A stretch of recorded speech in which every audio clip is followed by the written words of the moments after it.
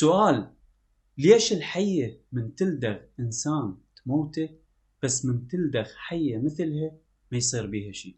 شوف، الثعبان أو الحية مثل ما نسميها إحنا باللهجة العراقية هو حيوان زاحف من ذوات الدم البارد، واللي أقصد به هو أنه درجة حرارة جسمها أو دمها تتغير حسب البيئة اللي عايشة بيها، ويوجد من عندها 2700 نوع بالكرة الأرضية، واللي يتراوح طولها من 10 سنتيمات إلى عدة أمتار، مثل أفعى الأناكوندا اللي يوصل طولها إلى 7 أمتار. ومعظم أنواع الثعابين تكون غير سامة، أما الأنواع السامة فهي تستخدم السم مالتها من أجل أنه تقتل الفريسة اللي مستهدفتها أو الدفاع عن نفسها، وكمية قليلة من سمها تقدر تسوي أضرار قوية بالضحية مالتها، وقد تسبب أن يموت الإنسان إذا لدغته. وهناك 400 نوع من الثعابين يكون سام، وتلدغ ضحيتها عن طريق أنيابها السامة، واللي يكون بيها تجويف على شكل ثقب صغير أشبه بالإبرة الطبية اللي نستخدمها. وعندما تعض الضحية مالتها فإنها تحقن السم من خلال هاي الفتحة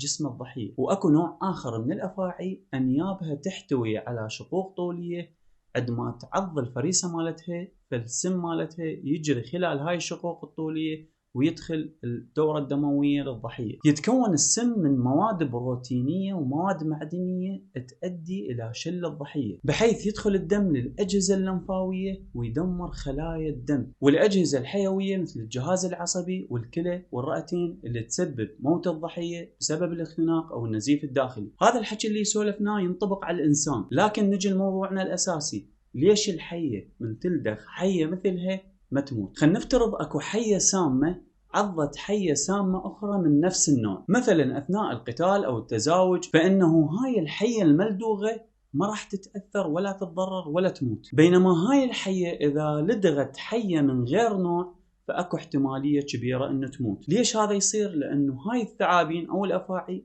طورت نفسها بحيث تتكيف وتكون منيعة ضد السموم اللي من نفس نوعها. تقدر تقول انه تكيفت ويا لدغات ابناء جنسها، ونادر ما انواع مختلفة تعض بعضها. العلماء وجدوا انه معدة الثعابين تحتوي على مواد كيميائية تكسر سم الافاعي، يعني جهازها الهضمي ما يتأثر باي سم، وخطورة هذا السم تكمن بس بدخوله للدورة الدموية. وهذه كل ما بالسالفة.